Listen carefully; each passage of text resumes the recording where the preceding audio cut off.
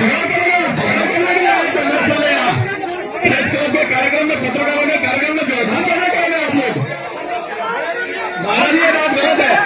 ये देखो आपके लोग झगड़ रहे हैं, आपके लोग झगड़ रहे हैं, आप अध्यक्ष हैं, आप नहीं बोलेंगे मैं किसको बोलूंगा, और देखिए मैं आपको ही बोलूंगा।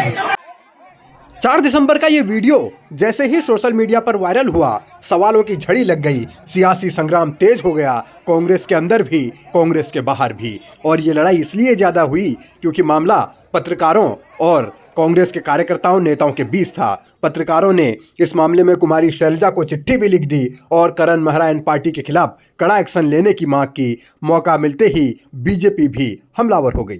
प्रकार का घटनाक्रम देहरादून के अंदर हुआ और कांग्रेस के प्रदेश अध्यक्ष द्वारा जिस प्रकार से चौथे स्तंभ पर हमला किया गया, उनके कांग्रेस के कार्यकर्ताओं द्वारा जिस प्रकार का दुर्व्यवहार किया गया, मैं ये कह सकता हूं ये लोकतंत्र के लिए उचित नहीं है।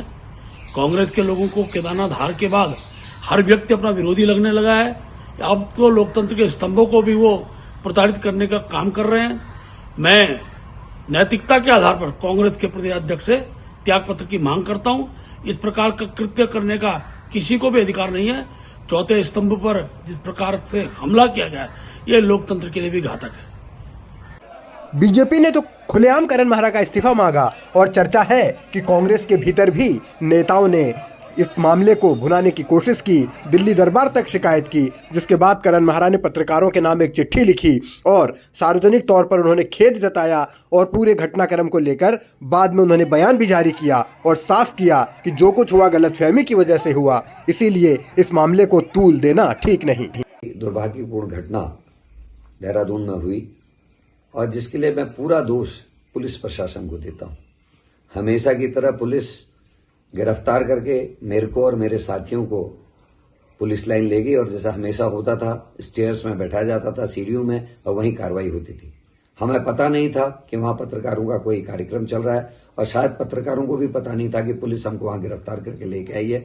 पत्रकारों को शायद ये लगा कि हम उनका विरोध करने वहां आए हैं और उसी गहमागहमी में ये पूरी गलतफहमी के कारण ये घटना घटी है, जिसके लिए मैं खेद प्रकट करता हूं। अगर किसी को भी आहत कोई हुआ है उसके लिए मुझे बड़ा दुख है, क्योंकि हमेशा हम एक दूसरे का साथ देते हैं।